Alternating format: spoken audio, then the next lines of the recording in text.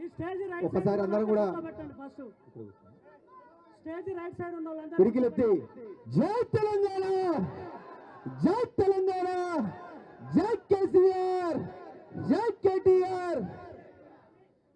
అన్నా ఈరోజు please brother, KTR గారు బ్రదర్ అందరూ కూర్చోండి ప్లీజ్, ప్లీజ్ బ్రదర్ కూర్చోండి. కూర్చుంటారు కదా, నువ్వు ఆపరా, దండం పెడతా. ఒక్కసారి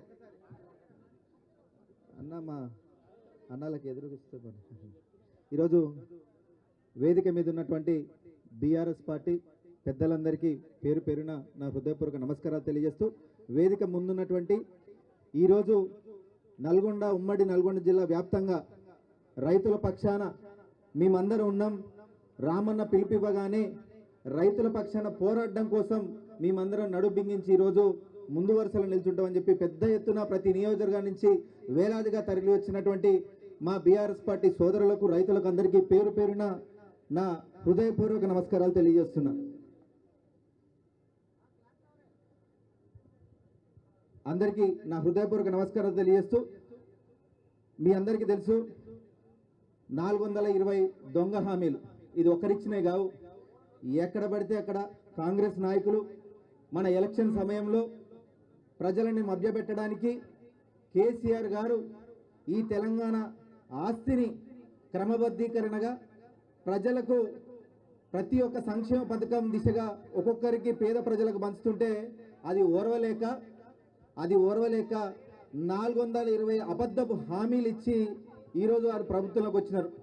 ఒక్క రైతు బంధు మేము ఇయ్యము అని చాలామంది ఎద్దేవా చేస్తున్నారు అని గతంలో రేవంత్ రెడ్డి ఒక స్పీచ్ ఇచ్చినారు, మీ అందరూ చూస్తున్నారు. రైతు బంధు కాంగ్రెస్ ప్రభుత్వం వస్తే ఇయ్యదంట, మేమేమన్నా హౌలాగాలమా దివానాగాలమా అన్నారు. ఈరోజు వాళ్ళందరినీ ఏమనాలి మనం? కాంగ్రెస్ పార్టీ గాలు హౌలాగాలు దివానాగాలని మనం అనాలా?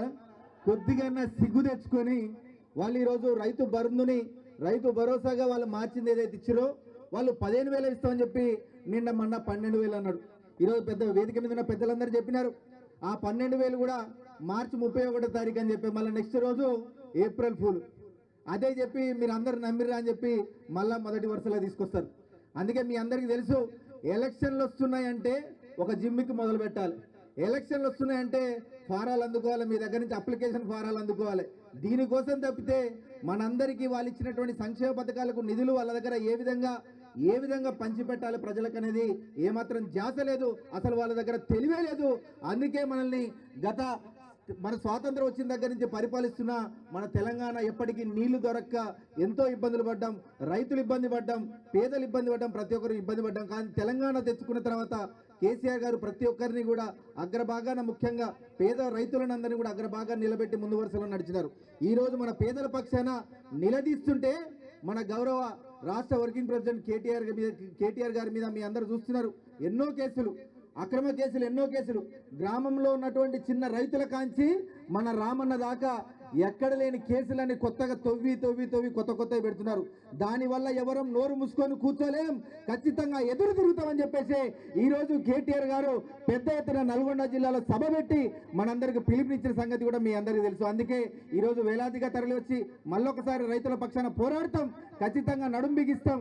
రేపిచ్చే సంక్షేమ పథకాల్లో ఎవడన్నా బీఆర్ఎస్ జెండా పట్టుకుంటే వానికి సంక్షేమ పథకం రాకుండా చేస్తామని అంటున్నా, వాని మెడలు వంచి మరి ఈరోజు అందరినీ మీ ముందర నడుస్తూ ఖచ్చితంగా ప్రతి ఒక్కరికి సంక్షేమ పథకాలు వచ్చే విధంగా ఈరోజు మీ వెంట ఉంటూ మీతోనే ఉండి కొట్లాడతామని మరొకసారి మీ అందరికీ తెలియజేస్తూ ఈరోజు రామన్నకు పెద్ద ఎత్తున స్వాగతం పలకడానికి ఇక్కడ వచ్చిన బీఆర్ఎస్ కుటుంబ సభ్యులందరికీ కూడా పేరు పేరున నా హృదయపూర్వక నమస్కారాలు తెలియజేస్తూ జై తెలంగాణ.